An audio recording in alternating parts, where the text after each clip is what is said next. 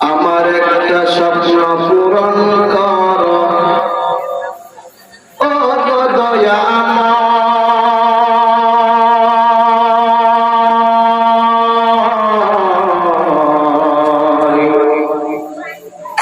তোমার কথা তোমার পথে চলতে গিয়ে মরণ যেন আমার।